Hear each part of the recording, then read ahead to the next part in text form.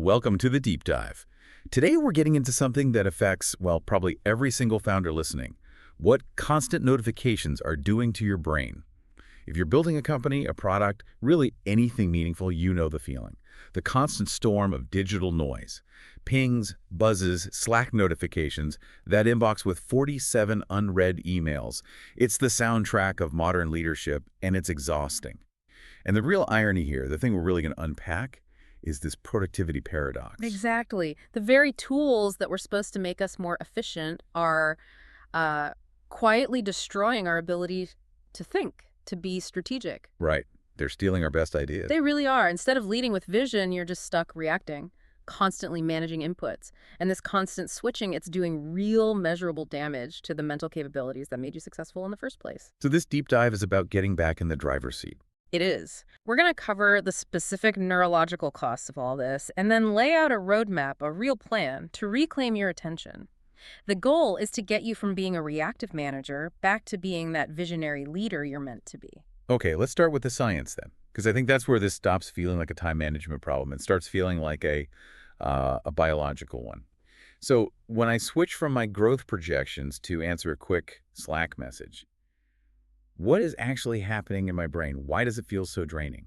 It feels draining because it is draining. Your brain is performing a really costly computation it was never designed for. I mean, think about it. Our brains evolved for a totally different environment. So when you switch tasks, the process leaves behind something researchers call attention residue. Attention residue. I like that. It feels sticky, like I can't quite wipe the slate clean. That's a perfect way to put it. A part of your cognitive engine is literally still stuck back on that projection, still crunching the numbers, even while you're typing, "Sounds good," on Slack. So my focus is split. It's not a clean switch. Not at all. And that switching process itself burns mental energy that you should be using for big picture problems. And this isn't just, anecdotal. A major study from UC Irvine found that it takes an average of over 23 minutes to fully refocus on a complex task after an interruption. Wait, 23 minutes? That sounds extreme. Is that real? Even for founders who, pride themselves on being great multitaskers. It's the brutal hidden cost. Even if the interruption only lasts 30 seconds, your brain has to completely reload the context of the original task. Think about it. If you check your email just 4 times in an hour, you've basically guaranteed you will never do any sustained, deep work. You've just wiped out the entire hour. Pretty much. And that fragmentation is incredibly costly when high-stakes decisions are on the line. So what's the pull? What's driving us to compulsively check even when we know deep down it's a bad idea? It's the addictive dopamine loop. Every ping, every notification gives your brain a tiny hit of dopamine. It's the same reward chemical that's involved in gambling and other addictions. So my brain is essentially learning to crave the interruption itself. Precisely. It starts craving those little rewards, which leads you to check your devices compulsively, whether the notification is actually important or not. And long term, what does this do to us? If this goes on for years, is it actually changing our brains? Yes. It absolutely is. It's rewiring you. The parts of your brain that are responsible for deep, sustained focus get weaker, and the parts that crave that instant gratification, they get stronger. It's a classic vicious cycle. There was a really stark study in PLOS, one that found heavy media multitaskers actually have decreased gray matter density in the parts of the brain that handle cognitive and emotional control. Decreased density. Yeah. So we're not just getting slower at our work, we're physically eroding the hardware we need to make good strategic decisions. That's actually terrifying. It's a critical decline. And think about where your best ideas come from. The aha moment. It's almost never when you're staring at a screen, right? It's in the shower or on a walk. Yeah, that's true. It's always when I'm disconnected. Why is that? Because your brain has finally switched on what's called the default mode network, or DMN. That's your brain's creativity engine. It's where you make novel connections and solve background problems.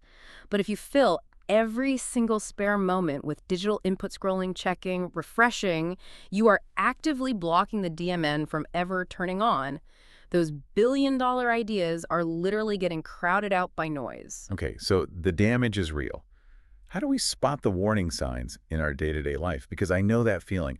I'm busy all day, I feel like I'm running a marathon, but at 6 p.m. I look back and I'm not sure what I actually accomplished. That feeling right there, that's probably the single biggest red flag. Being busy but not productive.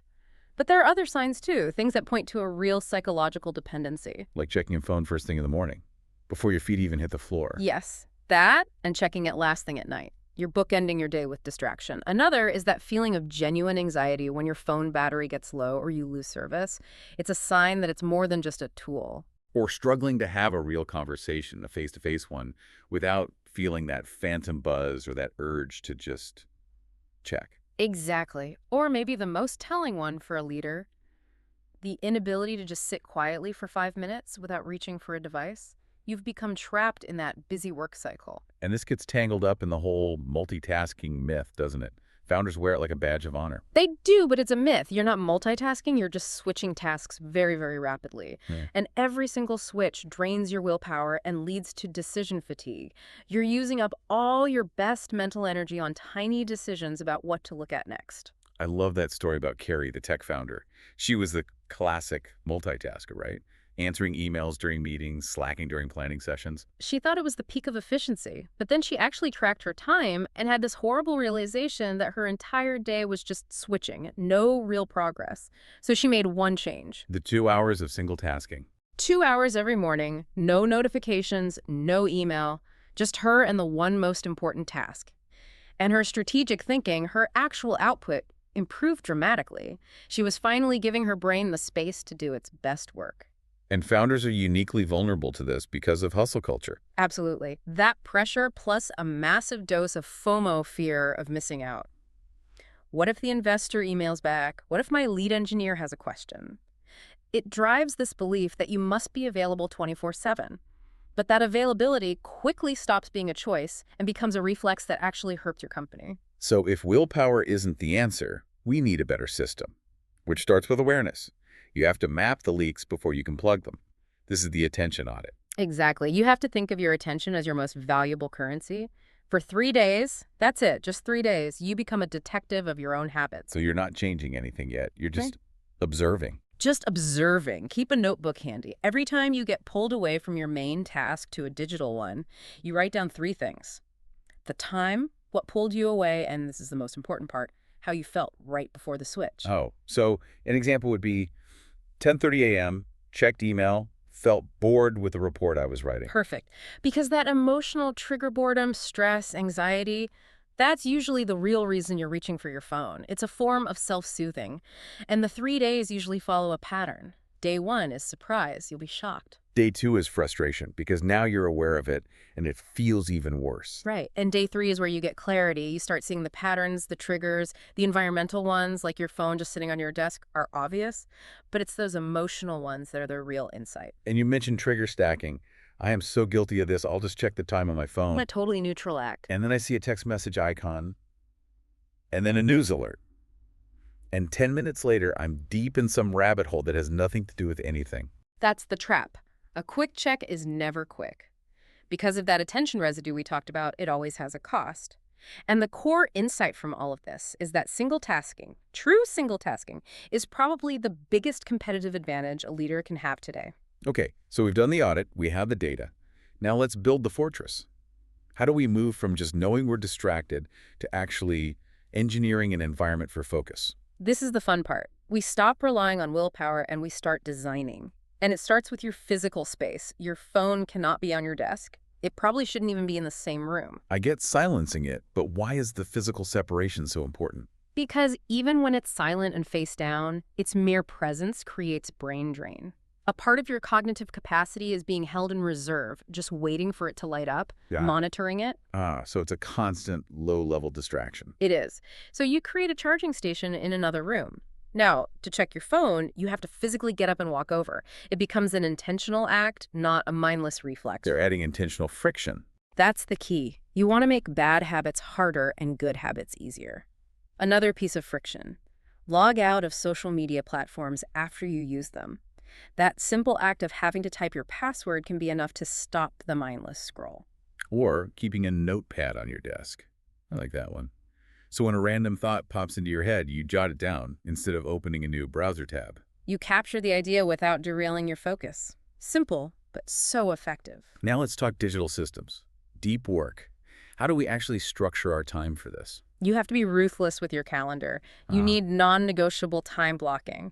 Schedule 2 to 4 hour blocks for deep work, and you treat them like your most important meeting. You wouldn't skip a meeting with an investor, so don't skip one with your own brain. and within that time, you have different modes. Yes, you have to create distinct work modes. There's deep work mode, notifications off, all apps closed except the one you need. And then there's communication mode. When you batch process your email and Slack, you never ever mix them. And you need a way to switch between them cleanly, to clear out that attention residue. You do. You need a transition ritual. It can be 30 seconds. You close all your tabs. You look at your one goal for the next block. You take 3 deep breaths. It's a simple physical act that tells your brain, okay, that last thing is done. We are focusing on this now. It's like a mental reset button. This all feels like a long-term project, a neural rewiring project. So consistency has to be more important than intensity. How do we make these changes stick? This is what we call the reset protocol. You build a foundation of non-negotiable boundaries, the most important one, your sleep environment. Get a real alarm clock. Charge your phone in another room. Protect that first hour of the day. It's your most creative, most valuable time. Don't give it to your inbox. Speaking of the inbox, email is the constant enemy. What's a realistic boundary there? Check it 3 times a day, max. Morning, after lunch, and before you sign off. That's it. You move from being reactive to being strategic. You're training others that you'll respond, just not instantly. Strategic unavailability is a leadership superpower. And the brain needs breaks too. Intentional recovery. It does. Micro breaks are huge. Every 25 minutes or so, just look away from your screen. Look out a window at something far away. It rests your eyes and your mind. For a deeper reset, use the 4-7-8 breath technique. Breathe in for 4 seconds, hold for 7, exhale for 8. It immediately calms your nervous system. And this all comes back to something that feels almost impossible today. Allowing yourself to be bored. It is essential. Boredom is the prerequisite for creativity. It's when your default mode network finally gets to work. If you fill every empty space waiting in line, walking to your car with your phone, you are starving your brain of its most creative state. You have to embrace the quiet. You've laid this out as a 90-day focused transformation roadmap. Can you walk us through that? Sure.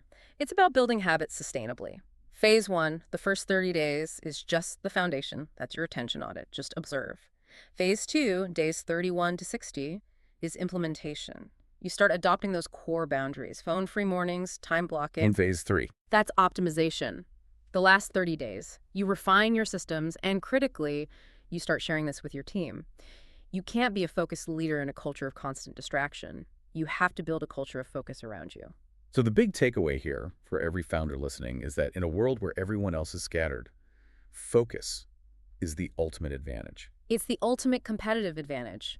When your competition is reacting to every ping, you're the one thinking deeply, spotting the patterns no one else sees, and making better, faster decisions. It's what you see with companies like Adobe. Shantan and Orion's sustained focus on that digital transformation. I mean, the growth was staggering, $3 billion to over $19 billion in revenue. And that wasn't achieved by answering emails faster. It was achieved by protecting the quality of attention of the entire leadership team.